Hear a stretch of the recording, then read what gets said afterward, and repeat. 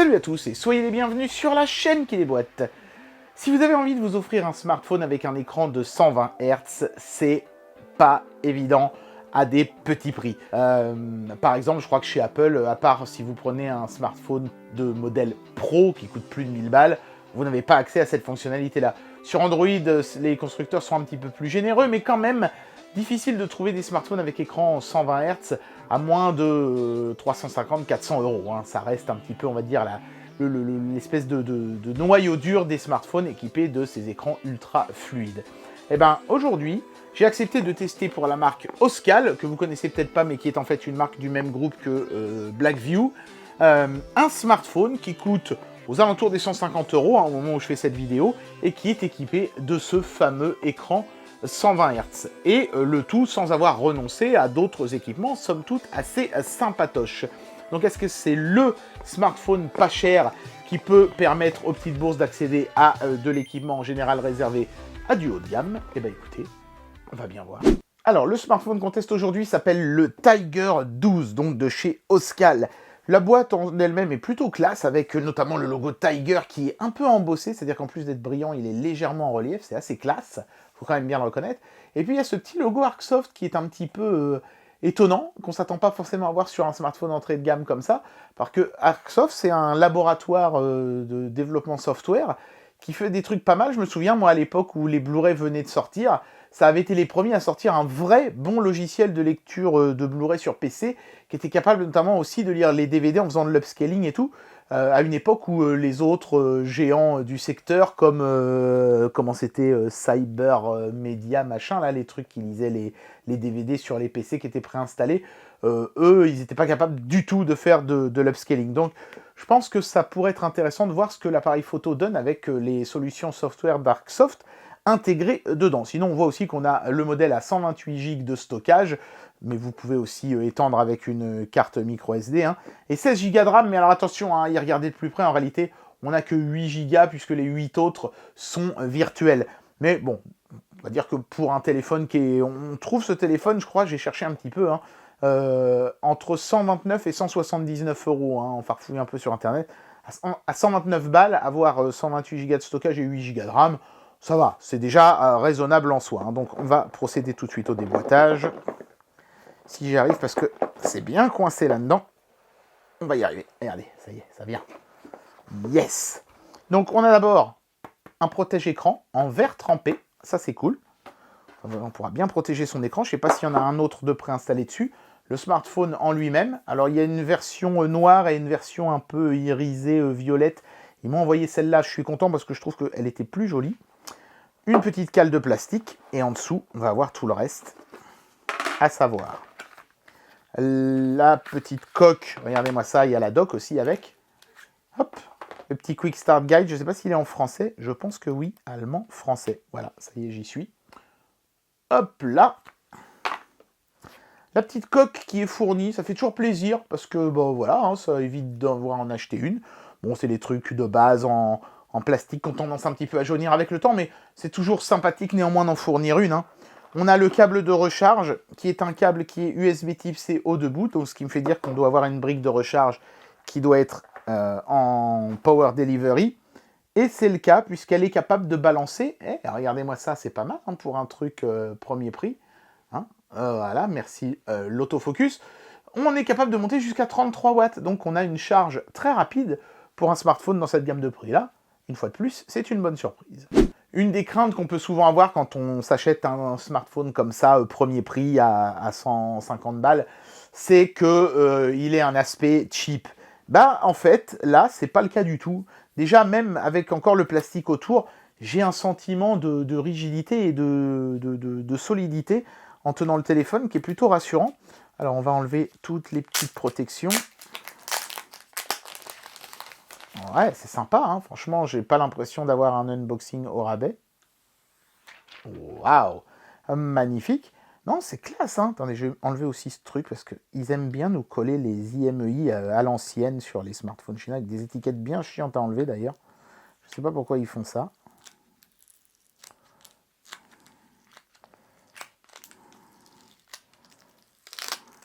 Ça laisse toujours des résidus de colle, ces machins-là. C'est un peu pénible, mais enfin bon, c'est pas grave, je vais l'enlever tranquillement hors caméra. Mais voilà, les premières impressions du téléphone sont très bonnes. Alors, ils ont utilisé des petites combines, hein, évidemment, pour atteindre un tel niveau. L'arrière ici, c'est du plastique à y regarder de plus près. Mais il est bien fait, regardez ça, il y a ce petit côté irisé là. Franchement, à moins de se coller le nez dessus et de le tripatouiller dans tous les sens, de loin, on pourrait penser qu'on a un arrière en verre, mais c'est du plastique, voilà. Mais regardez ça, le téléphone, il est tout fin. On a un objectif d'appareil photo qui envoie quand même du gros. 64 mégapixels, hein, nous indique la petite inscription ici derrière, avec la petite LED flash et tout. Le bouton Power est aussi un lecteur d'empreintes. Bon, bah, sur le dessous, alors, bonne surprise, on a une prise casque, c'est quelque chose qui a tendance à disparaître, eux ils l'ont laissé. Le micro bien sûr, la recharge en USB-C et un haut-parleur. Un seul haut-parleur, on n'a pas de stéréo évidemment sur un téléphone dans cette gamme de prix-là, mais dans la fiche technique, ils avaient l'air de dire que le haut-parleur était de très bonne qualité. Ça, on jugera sur pièce nous-mêmes. Hein. On a un film écran qui est préinstallé mais qui est en plastique, donc si vous voulez l'enlever pour mettre le film vert trempé qui est fourni, bon, c'est pas un problème, mais vous pouvez commencer avec celui-là. Ça vous en fera donc un deuxième. Donc franchement, pour cette gamme de prix-là, je trouve que il serait peut-être temps d'ailleurs que les géants comme Samsung ou Apple se mettent à fournir une coque, même un peu cheap comme celle-là, avec leur smartphone, parce que là, on paye moins cher et on en a une quand même. Hein. Alors, outre les finitions, hein, un autre truc qui peut faire peur sur ce genre de smartphone pas cher, c'est la qualité de l'écran. Et comme je vous le disais en intro, hein, là on n'a pas trop de soucis à se faire puisqu'on a quand même un affichage qui va jusqu'à 120 Hz. Et en plus de ça, bah, vous voyez, les bordures sont plutôt contenues, hein, ils n'ont pas mis des grosses bordures dégueulasses. On a un capteur photo avant type punch hole, hein, donc c'est pas la goutte d'eau pas chère comme on a sur les smartphones vraiment archi bas de gamme. Et le menton dans le bas est plutôt contenu lui aussi. Tout fonctionne par système de gestes et la fluidité dans l'interface est vraiment nickel chrome. Donc à ce moment-là de l'histoire, je n'ai aucun problème avec l'écran, qui est très joli, qui est plutôt pas mal en termes de luminosité aussi. Hein, je vais la mettre à fond pour vous montrer. Non, franchement, c'est bien. Hein, pour un truc vendu ce prix-là, l'écran est grand, il est net, hein, c'est du Full HD+, et il est super fluide en 120 Hz. Donc déjà, pour ce prix-là, en termes d'écran, on n'est pas volé. Alors évidemment, hein, le premier truc sur lequel le constructeur a été obligé de faire des économies pour pouvoir afficher un prix de vente raisonnable, c'est les performances. C'est pas catastrophique, hein, on a 720 en single core et un peu plus de 2000 en multicore. Ça le met au niveau d'un Snapdragon 820, un truc comme ça. Vous voyez là, si je regarde par exemple la comparaison en multicore, on est quand même en dessous d'un Snapdragon 860. Mais bon, voilà, hein, c'est entre guillemets logique compte tenu du prix de vente de l'appareil. Maintenant, ce qu'il va falloir voir, c'est est-ce que c'est gênant ou pas à l'usage, et ça c'est la suite du test qui nous le dira. Un bon point pour ce téléphone, c'est son autonomie. Avec une batterie de 5000 mAh, malgré sa faible épaisseur, le petit Proco de ce téléphone arrive à tenir, vous voyez, le score est quand même assez élevé, hein, plus de 8800.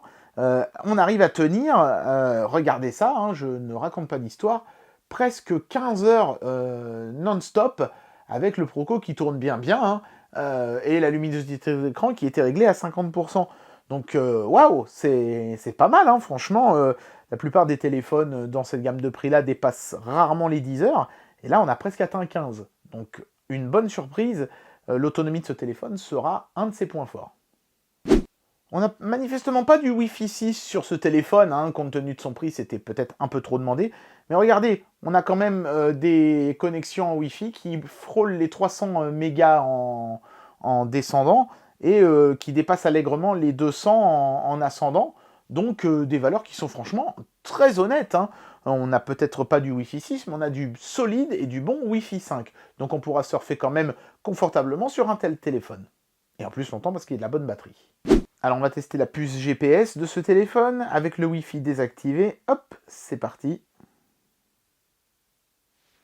Boum. Vous voyez, j'ai à peine eu le temps d'aller dans l'interface et on avait déjà le fixe 3D. Ça c'est bien. Maintenant, est-ce qu'on a une boussole dans ce téléphone? Malheureusement, non. Là encore, c'est, je pense, quelque chose pour réduire les coûts, mais c'est un petit peu fâcheux. Autant sur une tablette, c'est pas un problème pour moi de ne pas avoir de boussole, autant sur un smartphone, ça me fait quand même tiquer un petit peu. Hein. Donc, dommage, mais voilà, si vous voulez un bon GPS piéton, il faudra peut-être mettre encore quelques dizaines d'euros de plus pour avoir quelque chose qui a une boussole. Là, c'est pas le cas. Ce téléphone fait des promesses audacieuses en termes de photographie, puisque 64 mégapixels plus de l'intelligence artificielle de chez Arcsoft, donc qui appartient quand même à une marque qui a une certaine renommée, forcément, moi, je voulais du coup un appareil photo qui allait être à la hauteur. On fout de pas payer cher le téléphone. S'il me fait des promesses, il faut qu'il les tienne. Alors j'ai fait ma sempiternelle photo de fleurs, d'ailleurs j'ai de la chance puisque on est au mois de janvier et le rosier est encore fleuri parce qu'il a fait très doux. Ceci dit, j'ai fait cette photo avant qu'il y ait le grand froid, hein, donc je pense que là le rosier à mon avis il doit avoir pris cher depuis. Mais regardez-moi ça comme c'est impeccable. Même en zoomant beaucoup, hein, les détails sont nets, il n'y a pas d'effet granuleux derrière, c'est bien lissé correctement, mais sans que ce soit dégueulasse non plus. Parce que parfois les lissages, surtout sur les téléphones pas chers, ça devient vite de la bouillie. Mais là, pas du tout. Hein. C'est vraiment clair, net et précis. Et très agréable. Mais alors évidemment, là, j'étais dehors et en plein jour, hein, donc c'était un peu facile. Donc après, j'ai essayé de faire une photo en intérieur dans un endroit qui est mal éclairé, avec mes figurines. Et regardez, on voit même la poussière sur la figurine, parce que moi, je ne fais jamais le ménage hein, sur ces trucs-là. Hein, ils prennent la poussière à fond. Mais c'est un bon moyen justement de voir les petits détails, et là-bas on les voit, on voit bien qu'il y a de la poussière partout et qu'il est grand temps que je passe ces petites figurines au plumeau. Mais là on était dans un recoin assez sombre, j'ai pas utilisé le flash et c'est propre, c'est net, il n'y a pas d'effet de flou, même le mur derrière. Hein. Donc bonne surprise une fois de plus. Et alors pour essayer de le mettre en difficulté, j'ai fait une photo qui souvent galère beaucoup sur les trucs pas chers, c'est photographier un écran, et qui plus est dans un endroit qui, encore une fois, n'est pas forcément hyper bien éclairé. Donc je suis allé dans mon mini home cinéma, et je suis allé prendre une photo de mon écran OLED, et regardez-moi ça, encore une fois, c'est propre, c'est net, sans bavure, non franchement ça rend bien, hein. Vous voyez le mur derrière en mousse acoustique, il n'y a pas de bruitage exagéré ou de choses comme ça non plus. Non, c'est franchement un sans faute pour cet appareil photo, compte tenu du prix du téléphone, difficile d'être plus exigeant que ça. Hein. Alors, en termes de performance brute, on va faire deux tests évidemment. Hein. D'abord la lecture d'une vidéo en 4K et ensuite un jeu vidéo. Allons-y pour la lecture vidéo en 4K. J'ai pas été trop méchant, j'ai mis un clip à 30 frames par seconde parce qu'en 60, je pense que de toute façon, ce sera compliqué. Mais allons-y pour le 30 fps. Peut-être que même là, il va pas y arriver. Hein. Ah bah si, regardez. Pas de problème. Les processeurs Mediatek ont vachement progressé ces 2 dernières années. Hein. Maintenant, franchement, lire la 4K, c'est plus du tout un problème pour eux. On va essayer de monter le son aussi pour voir si ce fameux haut-parleur de haute qualité qu'ils nous ont vendu n'était pas survendu. Allez hop, je mets à 200%. On va avancer un petit peu pour avoir de la musique.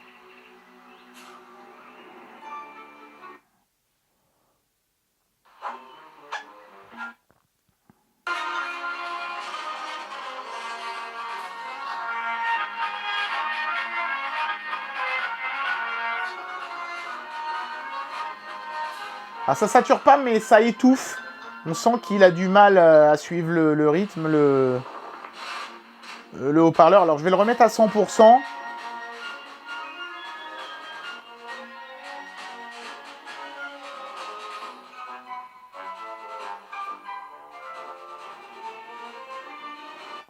Bon, c'est très correct, hein, on va pas se mentir.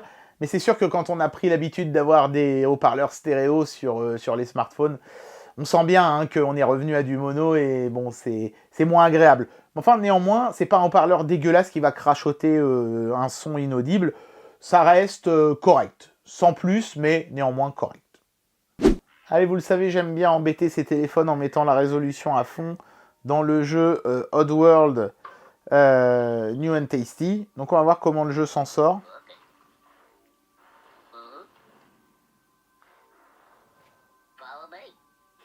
Ça risque d'être intéressant. Déjà sur l'écran d'accueil, il y avait quelques ralentissements en le mettant à fond. Donc je pense que le jeu va galérer. C'est normal, hein, compte tenu du prix du téléphone. Après, on va voir en mettant la résolution proposée, mais là, je suis en train de parler et en même temps, vous voyez, le jeu, là, il vient de se lancer et ça a l'air d'être correct. Hein, parce que là, on est dans le moteur du jeu déjà. Évidemment, on sera quand même pas au niveau des ténors du marché, mais franchement, si on a, avec la résolution à fond les ballons, 20-25 frames secondes, je considérais que ce téléphone a largement rempli son œuvre. Hein.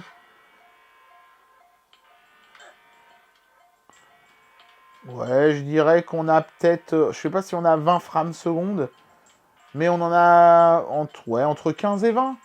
Alors, est-ce que c'est jouable? Ça, chacun verra midi à sa porte. C'est pas injouable en tout cas. Vous voyez, j'arrive à me déplacer dans le jeu et tout. Mais c'est sûr que... bon, si vous voulez jouer en méga full à des jeux vidéo, c'est peut-être pas le téléphone qu'il vous faudra, quoi. Néanmoins, vous voyez, hein, c'est quand même correct. Les performances sont très correctes. Et je suis sûr qu'en baissant juste un tout petit peu la résolution, on va essayer. Hein. On va la baisser d'un cran. Hop. On devrait gagner considérablement en fluidité. Hop.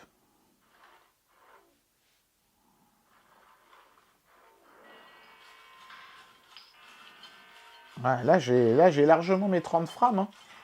Donc ouais, franchement, le téléphone, compte tenu de son prix, mais je m'attendais à largement pire. Hein. C'est très correct. Hein.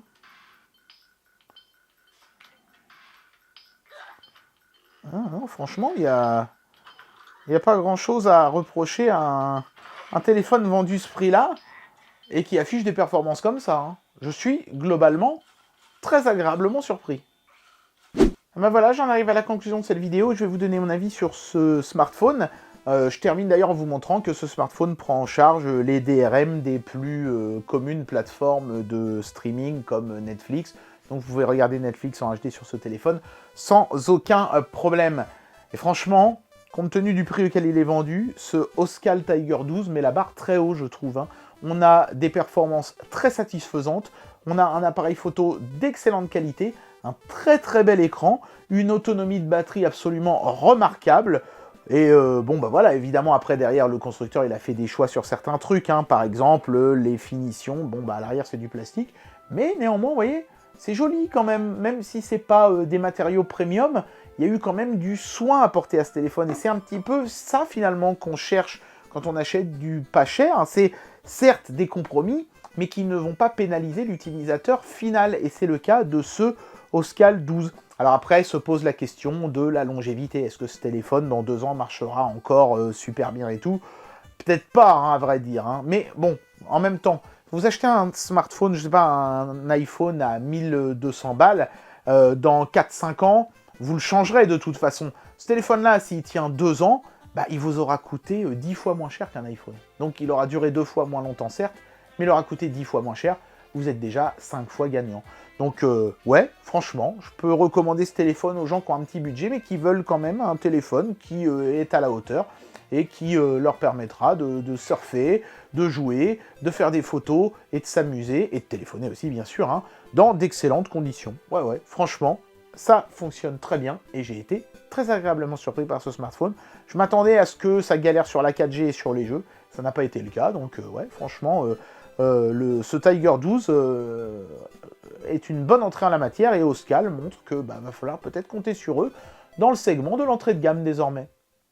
Et bien voilà, c'était le test de ce Oscal Tiger 12 de chez Oscal. Et je me demande presque maintenant comment vont faire les géants du secteur, hein, Samsung, Apple et compagnie, pour justifier leur prix de vente de 1500 €, voire parfois plus encore, pour leur smartphone, quand celui-ci coûte 1/10 du prix seulement. Je peux littéralement, pour le prix d'un seul Samsung/Apple, m'en acheter 10 comme celui-là.